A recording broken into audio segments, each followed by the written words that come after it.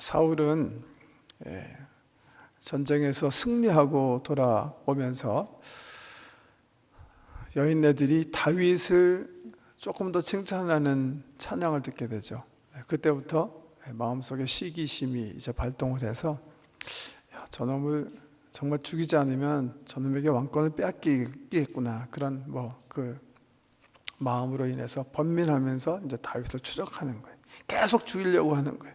우리가 많이 이 사무엘상을 건너뛰면서 공부하는데 추적하는 시간이 장장 한 6, 7년 정도 흐른 시점이에요. 계속 도망다니는 거예요. 여러분, 팔레스타인은 굉장히 작은 데예요. 큰 땅이 아닙니다. 그래서 사실 도망다닐 때도 별로 없어요. 더군다나 이제 유대에 가보시면, 팔레스타인 가보시면 알겠지만 우리가 화면에서도 늘 보지 않습니까? 거기는 무슨 숲이 있는 것도 아니고 나무가 우거져서 이렇게 숨을 데가 있는 데가 아니에요. 그냥 주로 많이 그냥 광야 언덕산 같은 거거든요. 그러니까 도망갈 데가 사실은 없어요. 그리고 좀 도망가려면 이렇게 좀 구름도 있고 이렇게 좀 우중충해야 되는데, 팔레스타인은 항상 맑은 날씨에 정말 햇빛은 쨍쨍, 모래알은 반짝이에요. 그냥 이렇게 탁 내려다 보면 눈 좋은 사람은 10km, 20km 이렇게 앞으로 쫙 볼 수 있게 완전히 그냥 매일매일 이렇게 밝은 날이거든요. 연속이거든요. 마치 캘리포니아 날씨처럼. 그러는 상황 속에서 지금 다윗이 정말 생명을 부지하기 위해서 사울과 사울의 군대를 피해서 계속 도망다니는 거예요. 굉장히 지쳐있어요. 나중에 보시면 알겠지만 조금 이제 2, 3년 더 지나가면 결국 다윗이 너무 지쳐갖고 어떻게 되죠? 블레셋으로 망명 가요. 블레셋이 어떤 나라인데요? 골리앗의 나라 아니에요. 다윗도 그래서 이제 나중에 실수하는데요. 왜? 너무 힘든 거예요. 또 왕은 미친 듯이 그냥 자기 잡아서 죽이려고 막 쫓아오고. 그러는 중에 오늘 본문 말씀은 엔게디라는 광야 요새에 이르게 되는데, 엔게디는 사해 근처에 있는 그런 지방인데요. 거기에 이르렀을 때 절호의 찬스가 온 거예요. 어떤 찬스? 자기를 죽이려고 하는 사울을 죽일 수 있는 찬스가 온 거예요.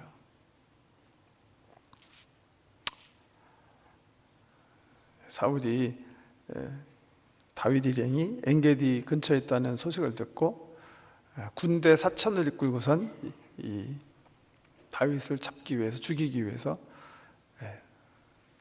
엔게디 광야에 옵니다. 그러면서 쫓는 중에 용변이 보고 싶어가지고 혼자 굴 속으로 들어온 거예요. 근데 그 굴에 누워 있었어요. 굴 속 깊숙이 다윗과 다윗의 군대가 있었던 거예요. 다윗만 있었던 것도 아니에요. 다윗의 군대가 있었어요. 사울은 혼자고, 용변벽 위에서 쭈그리고 앉았고, 용변보다라는 원어가 발을 가리우다. 옛날 아마 성경에는 개혁 한글에는 발을 가리우러 그렇게 아마 나갔을 텐데요. 이렇게 쭈그려 앉으면 이렇게 발이 가려지잖아요. 그건 이제 좀 점잖은 표현으로 용변 보는 건데, 사울이 용변 보러 혼자 들어온 거예요. 이게 얼마나 절호의 찬스입니까? 그러니까 사람들이 그 모습을 보고 금방 다윗에게 보고하면서 이거는 하나님의 섭리하십니다. 하나님께서 당신을 쫓는 이 사울을 죽이시게 하기 위해서 이런 환경을 만들어 주셨습니다. 그렇게 다윗에게 보고한 거예요. 그러니까 사울은 지금 혼자 들어와 있고 다윗과 다윗의 군대, 다윗의 모든 군사가 몇 명이 되는지 모르지만 동의한 거예요. 이제 이거는 반드시 죽여야 하는 겁니다. 그래서 다윗이 그 말을 듣고 칼을 가지고 사울에게 접근하는 거예요. 근데 컷 하긴 했는데 목을 치지 않고 뭘 잘랐어요? 사울의 옷을 잘랐어요. 옷자락을. 그리고 몰래 밖으로 나와서 밖으로 나온 이제 굴속으로 들어갔겠죠. 사울이 용변을 메고 나간 후에 한참 후에 이제 안전거리를 유지한 다음에 사울을 향해서 옷자락을 흔들면서 대화하는 장면이에요. 대화 장면은 다윗은 자기의 이노센스, 자기가 죄 없음을 명확하게 밝히고, 그 말 듣고 사울이 여기 보니까 울죠.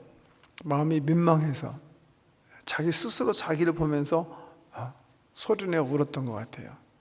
자기가 생각하더라도 너무 정말 추한 모습이죠. 이유가 없잖아요. 다윗이 얘기한 것처럼 아무 이유가 없는 거거든요. 죽일 이유가 없어요. 자기가 정말 가장 필요한 사람이 다윗이거든요. 그럼에도 불구하고 단순한 시기심에 사로잡혀가지고서는 이 충신, 자기 사위인 다윗을 막 죽이려고 쫓아다니고 있거든요. 그러니까 다윗이 자기에 대해서 변호하는 말 듣고 사울이 울면서 약조를 하는 거예요. 다윗아, 내가 정말 다시는 너를 해하지 않겠다. 너는 나보다 너무나 의롭고 훌륭한 사람이다. 내가 판단하기로 너는 틀림없이 나를 대신해서 왕이 될 것이다. 너는 그렇게 뛰어난 사람이다. 이렇게 울면서 사울에게 이를테면 심적으로 영적으로 항복하고 그리고 돌아가는 거예요. 근데 본문 말씀 마지막 보면 참 이게 아이러니컬하다고 생각하는 게요. 그렇게 충분하게 서로 대화를 했는데 사울은 어디로 가요? 집으로 돌아가고 다윗과 그의 사람은 어디로 가요? 엔게디 요새로 그냥 가요. 왜요? 사울은 신뢰할 만한 사람이 아닌 거예요. 계속 변해왔거든요. 그러지 말아야지, 그러다가 또 죽여야지 하면서 계속 변해왔거든요. 계속해서 이제 뜨는 해와 지는 해의 어떤 모습을 성경이 그려내고 있습니다. 너무나 유명한 얘기인데 오늘 말씀 가운데 그냥 한 3가지 정도 이렇게 추려서 좀 본문을 하이라이트하고 싶은데요. 첫 번째는 사울을 보면서 우리가 정말 좀 이 시기심, 투기, 또 그거의 원인이 되는 열등감 이런 거에 대해서 조금 더 이렇게 깊이 있게 생각하면 좋을 것 같아요. 그럴 수 있어요. 시기심, 투기심, 이거 사로잡혀갖고 사울처럼 추하게 살 수가 있거든요. 근데 이게 보통 이렇게 이기기 쉬운 이모션이 아니에요. 몇 년도인지는 정확하게 모르지만 영국의 정말 유명한 존경받는 목사님 3분이 동시대 같이 목회하신 적이 있어요. 스펄전, F.B. 마이어, 또 한 분 누구죠? F.B. 마이어 목사님 자서전에 보면 그분은 스펄전 목사님에 대해서 많은 이 시기심, 질투심 때문에 막 투정하면서 목회했던 것을 고백하고 있어요. 스펄전 목사님이 정말 엄청난 설교자 아닙니까? 근데 그 교회가 엄청나게 부흥하는 거예요. F.B. 마이어 목사님 교회도 엄청나게 큰 교회고 엄청나게 주의 일을 많이 감당하는 교회였는데, 그런데 F.B. 마이어 목사님이 열등감을 느끼는 거예요. 그러니까 항상 이 스펄전 소식을 듣고 그 타버나클 처치의 부흥 소식을 들으면 하나님의 정우도 지금 우리 하나님 나라의 군대 아군이 진영을 넓히고 하나님의 나라를 확장해 나갔다 그러면 너무나 좋고 기쁘고 춤을 춰야 마땅한데, 근데 마음이 왠지 섭섭한 거예요. 싸한 거예요. 그리고 이 문제 해결하기 위해서 하나님께 기도하기 시작해요. 잘 안 되는 거예요. 해소가 안 되는 거예요. 왜 나는 이 사람보다 못할까? 왜 나는 스펄전보다 잘 안 될까? 그분이 나중에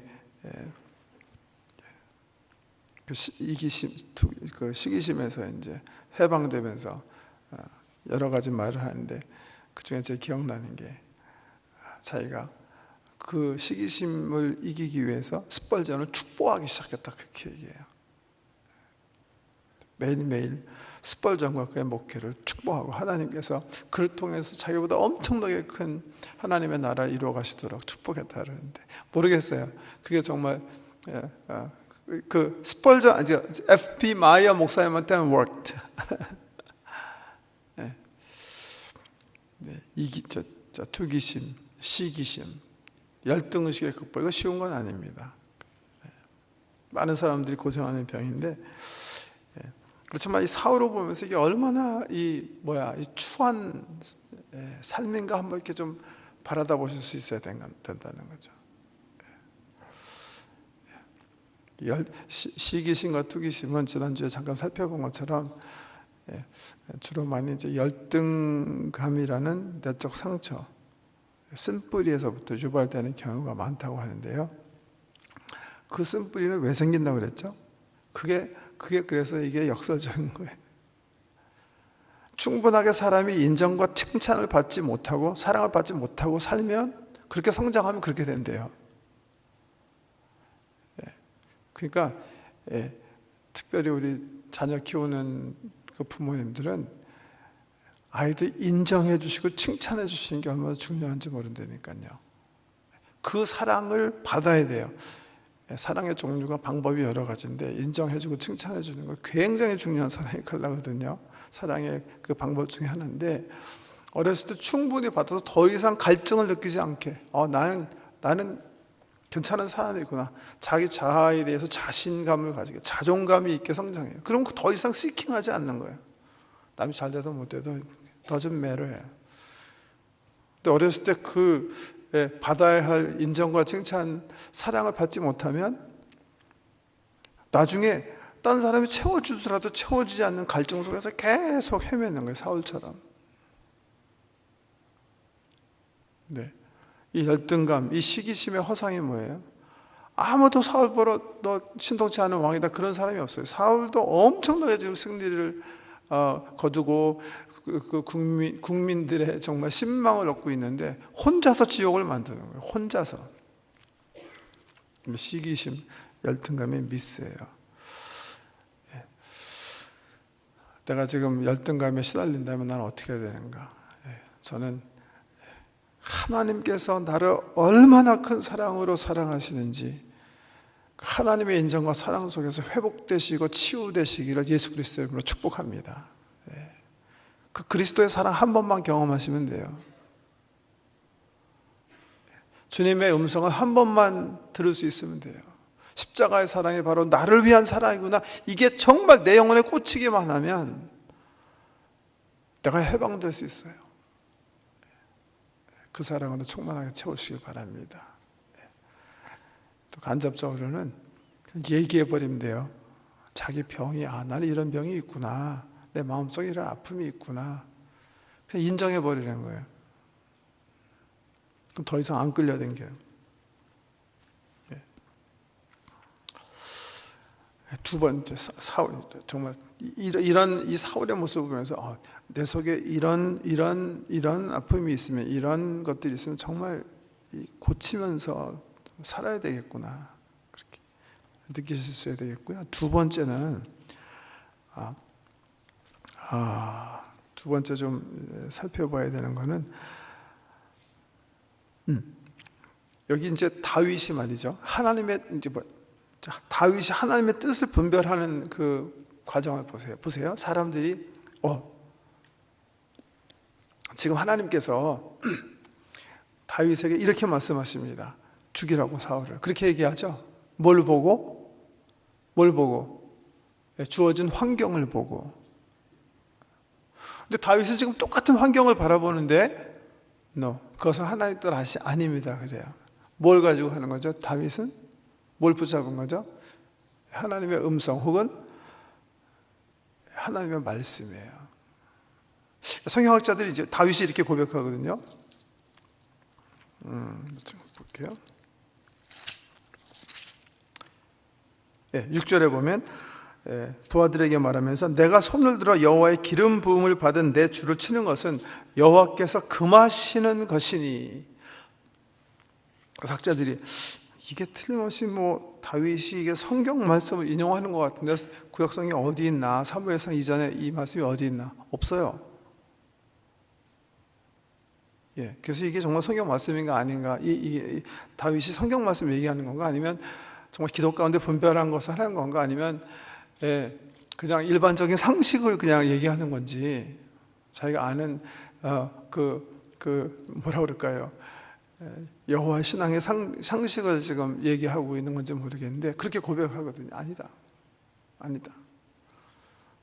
여호와의 기름 부으심, 여호와께서 기름 부음 받은 자를 치는 것은 여호와께서 금하시는 것이다. 그렇게 얘기하거든요. 한 가지 여기서 이제 우리가 우리 삶에 있어서 하나님의 뜻을 분별할 때 어떤 것이 중요한가 좀 이렇게 생각해 볼 필요가 있어요. 환경을 통해서도 하나님께서 얘기하세요. 그렇지만 환경은 어떻게 보면 가장 조심해야 할 그런 수단이다. 하나님 말씀의 수단이다. 그렇게 보시는 게 나아요. 예를 들면 하나님의 말씀이 요나에게 임했어요. 요나야, 가서 니느웨로 가서 너 그 사람들 회개하라고 해라. 회개하지 않으면 내가 그 성을 다 파멸시킬 거라고 전해라. 요나가 환경을 보니까 이거는 말이 안 돼요. 왜? 지금 니느웨가 점점 강대국으로 이제 아수르 제국이 니느웨 중심으로 일어나 가지고 자기 나라를 지금 쳐가지고서는 하나님의 민족이 그 아수르 때문에 지금 완전히 문 닫게 됐는데 하나님께서 그 나라를 살리시라는 거예요. 환경적으로 보면 뭐예요? 이건 말이 안 되는 거예요. 이건 아닙니다. 그렇기 때문에 요나는 결국 이제 도망가는 건데, 환경, 이게 굉장히 정말 이렇게 속임수일 수가 있다는 걸 아셔야 돼요. 많은 경우에 환경은 우리가 믿음으로 극복해서 영광의 환경으로 이렇게 변화시키는 메테리얼이 될지 모르지만 그걸 통해서 하나님 꼭 이렇게 말씀하신다 그렇게 생각하시면 안 된다는 거죠. 어떤 예가 좋을까요?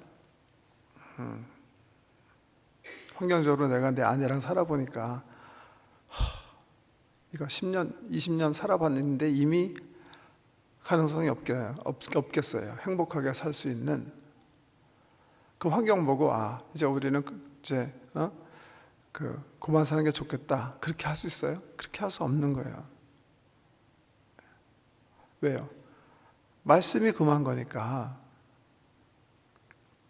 믿음을 가지고 우리가 지금은 굉장히 어려운 환경 속에 있지만 기도하면서 함께 살면 우리는 정말 천국 같은 가정을 이룰 수 있을 것이다. 환경을 뛰어넘어서 하나님의 말씀을 붙잡고 사는 게 신앙인지 믿으시기 바랍니다.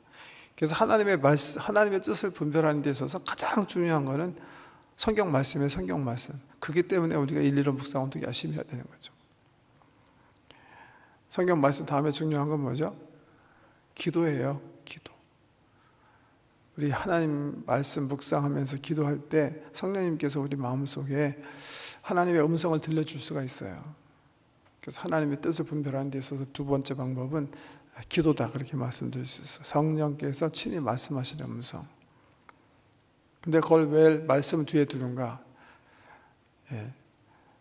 그 음성은 반드시 성경의 진리 안에 있어야 되기 때문에 그러는 거예요. 성경으로 분별해야 되기 때문에 그런 거죠. 왜? 잘못하다가는 내가 내 음성을 들으면서 이게 하나님의 음성이라고 착각할 수 있거든요. 소위 말해서 self-anointed 된 사람들이 있어요. 제가 죄송하지만 성도님들과 가끔 대화하다가 들어보면 성령께서 말씀하신 게 아니라 자기 음성을 들었는데 자기 스스로 소리를 만들어가지고 주님께서 나에게 말씀하셨다, 그렇게 말씀하시는 분들이 종종 있어요. 그분이 자기 남을 속이려고 그럴 게 아니라 그냥 sincerely deceived 그러는 거죠. 자기는 진실하게 믿는데 사실은 아닌 거죠. 그래서 분별이 필요한 건데, 그래서 세 번째가 가끔은 중요해지는데, 그 하나님의 음성이 세 번째는 뭘 통해서 와요? 하나님의 사람들 통해서 와요. 성숙한 하나님의 사람들. 함께 분별하는 게 굉장히 중요해요. 특별히 성령님께서 내 기도 가운데 말씀하신 것 같다. 그럴 때는 말씀의 정신 가운데 분별해보고, 두 번째는 뭐예요? 같이 그리스도 안에서 성숙한 분들의 자문을 구하는 게 굉장히 중요해요. 그 다음에 환경이다, 이렇게 생각하시면 돼요. 환경을 통해서도 말씀하시지만, 다윗은 그런 의미에서 굉장히 성숙한 어떤 하나님의 뜻을 분별하고 있는 거예요. 부하들은 환경으로 볼 때 하나님께서 죽이라고 하신 겁니다, 그렇게 생각했는데, 다윗은 그렇게 생각하지 않았어요. 말씀과 기도를 가지고 하나님의 뜻을 정확하게 분별하고 죄를 범하지 않았다는 거죠. 세 번째, 이 말씀에서 좀 이렇게 생각해 봐야 되는 게, 다윗이 좀 아까 이 고백한 그 말씀인데요. 6절에 자기 사람들에게 이르되 내가 손을 들어 여호와의 기름 부음을 받은 내 주를 치는 것은 여호와께서 금하시는 것이니 그는 여호와의 기름 부음을 받은 자가 됨이니라. 기름 부음을 받은 거, 하나님의 권위를 얘기하는 겁니다. 예를 들면 우리 디모데에서에 보면 세상의 권위는 하나님께서 세우신 권위다. 그렇기 때문에 이제 순종해라 하는 말씀이 있어요. 그런 말과 미뤄볼 때, 예를 들면 하나님께서 가정을 위해서 누구 두셨어요? 부모님들 세우셨어요. 부모님 치는 게 옳아요, 안 옳아요? 옳지 않아요. 그건 잘못된 거예요. 왜? 하나님께서 세우신 권위예요. 자녀들을 말씀으로 권위로 양육하기 위해서 하나님께서 세우신 권위이기 때문에 자녀들은 절대 부모님을 쳐서는 안 되는 거예요. 또 교회에 하나님의 종들을 세우셨어요. 성도들이 함부로 치면 안 되는 거예요. 또 나라의 질서를 위해서, 우리가 윤리적으로 살게 하기 위해서 정부의 또 권위들을 하나님께서 세우셨어요. 함부로 치면 안 되는 거예요. 그래서 바울은 순복해라 그러는 거예요. 순복. 그런데 이 말씀을 그렇게만 해석해도 안 돼요. 주로 사실 이 말씀이 우리 목사님들 가운데 너무나 이 말씀을 교회 기름 부음을 받은 사람은 목사고 또 가정에는 또 부모니까 그 권위에 순복하라는 거고, 함부로 판단하거나 정죄하는 것은 하나님께서 금하신 것이니까 정말 누구죠? 노아처럼 그렇게 저주받지 않으려면 정신 차려라 하는 말씀으로 얘기하시는 경우가 있는데, 여러분 이 말씀은 좀 더 익스밴드 해야 돼, 더 확장해서 적용해야 되는 말씀이라고 생각해요. 어떤 말씀으로? 이게 무슨 비단 직임으로 하나님께서 세우신 권위에 대한 말씀이 아니라, 이 말씀은 정말 이후에 성령의 기름 부으심을 받아서 하나님의 자녀가 된 우리 모든 사람에게 해당하는 거예요. 성경에 보면 우리 속에 성령의 기름 부으심이 없으면 우리는 뭐예요? 우리 하나님의 자녀가 아니에요. 우리 사실은 다윗보다 더 귀한 기름 부으심이 우리 속에 있는 거예요. 아멘? 그러니까 어떻게 해야 되는 거예요? 서로 판단하거나 서로 정죄하거나 쳐서는 절대로 안 된다는 거예요. 우리 모두가 하나님께서 정말 귀히 여기시는 기름 부으심을 받은 자들이거든요. 하나님이 얼마나 사랑하셨으면 자기 자신을 우리 생명을 위해서 내주세요. 그렇게 귀한 존재들이. 다윗이 참 이 하나님의 마음에 든 사람인 게 바로 그걸 보는 거예요. 그걸. 사울이 세상적으로 보면 지금 형편없는 사람이지만 사울은 하나님께 속한 사람이라 그 인정해 주는 거예요. 그래서 경외심을 가지고 대해 주는 거예요. 그 마음, 사울의 반대죠. 자기한테 전혀 잘못하고 없는 사람도 그냥 길길 날뛰면서 그냥 죽이려고 하는 마음, 그런 마음 하나님께 사용하지 않으세요. 다윗처럼, 다윗에게는 정말 원수예요. 악을 막 행하는 사람이에요. 그럼에도 불구하고 그 속에 있는 하나님의 존엄함을, 그 존엄성, 하나님의 그 솜씨를 그 안에서 보면서 이 사람은 하나님께 속한 사람이다 하는 청지기 자세로 사는 사람, 그런 사람 하나님께서 좋아하세요. 그런 사람 하나님께서 사용하신단 말이죠.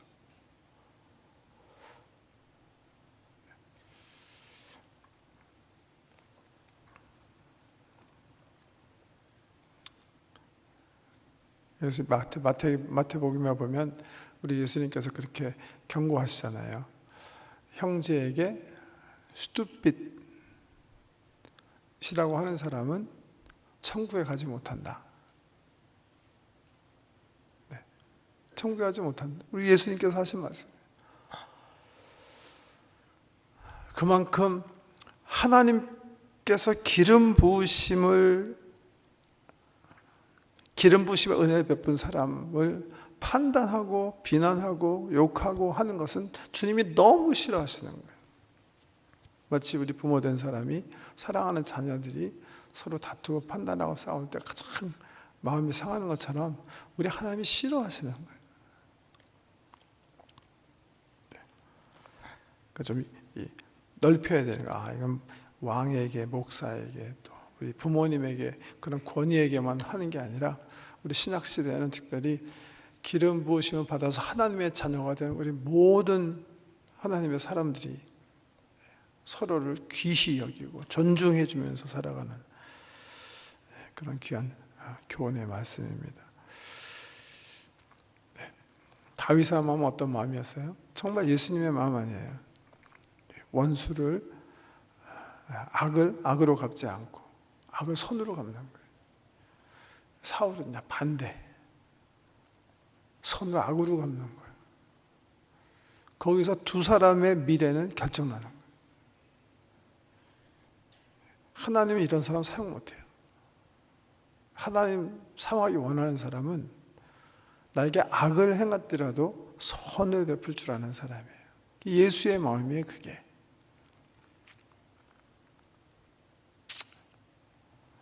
그런 마음을 사모하셔야 돼요.